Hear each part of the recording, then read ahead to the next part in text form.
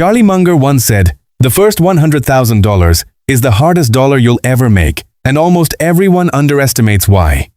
Not because of the money itself, but because of what happens the moment you cross that line. Something shifts. Your money stops working for nobody and starts working for you."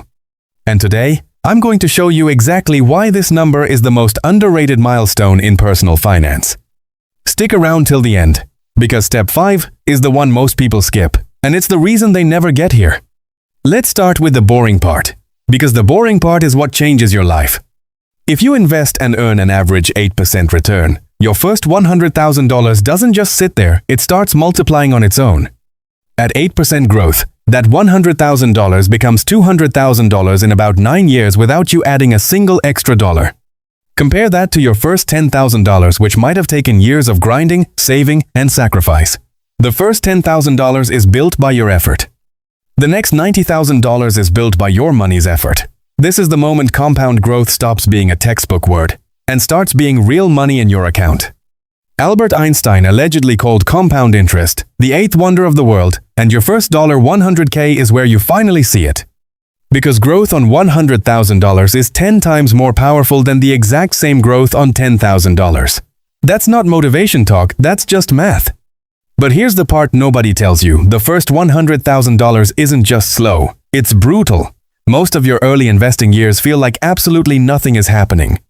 You invest $200 this month, and your portfolio goes up at $4. It feels pointless. This stage is called the Trough of Sorrow by investors, and it's exactly where most people quit. They look at their tiny portfolio, compare it to a coworker's new car, and think, what's even the point? So they stop investing, they cash out, and they restart the clock from zero, again and again. This single mistake restarting is the real reason most people never reach $100,000 in their 20s or 30s. Because compound growth doesn't reward intensity, it rewards patience. And the first $100,000 is simply patience, tested at its absolute limit. Now let's talk about what actually happens the moment you cross 6 figures. First, your money starts earning more than you do, some months. At $100,000 invested with an average 8% return, your money alone can generate roughly $8,000 a year without you lifting a finger. That's money showing up whether you worked overtime, called in sick, or took a 3-week vacation. Second, your psychology shifts. Financial decisions stop feeling like survival and start feeling like strategy. You stop asking, "Can I afford this bill?" and start asking, "Where should this money go next?" Third, banks, lenders, and even opportunities start treating you differently. A 6-figure net worth often means better loan terms, more investment options, and access most people never see. Fourth, and this is the big one, your risk tolerance changes completely. Losing 10% of $10,000 stings. Losing 10% of $100,000 stings too, but you've already proven you can rebuild. That confidence alone lets you make smarter, longer-term decisions instead of panicking at every market dip. This is why financial advisors call $100,000 the escape velocity point of investing. Like a rocket leaving Earth's gravity, your money needs a certain speed before it can fly on its own. Below $100,000, you are the primary engine of your wealth. Above it, compound growth starts doing the heavy lifting.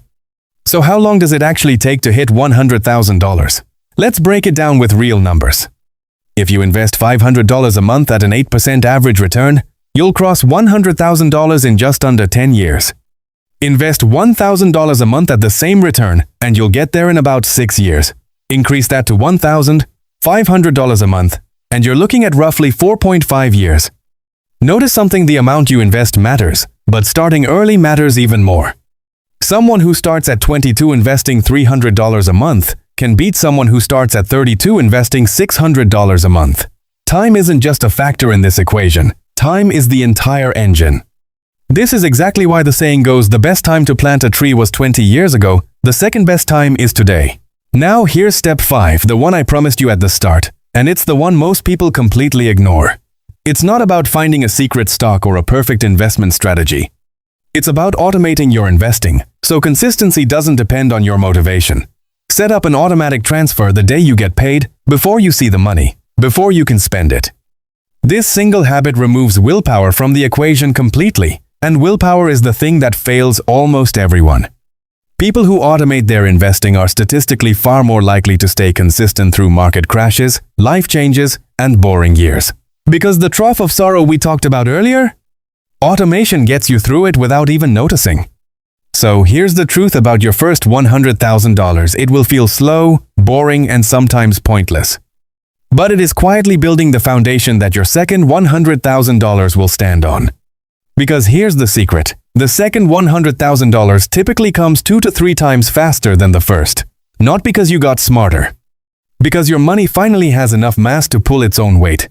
So if you're still in that slow, frustrating stage right now, that's not failure. That's exactly where you're supposed to be. Stay consistent, automate what you can, and let time do what it's designed to do. If this helped you understand money a little better, follow for more breakdowns like this every single week. Because the next video might be the exact number you need to hear right now.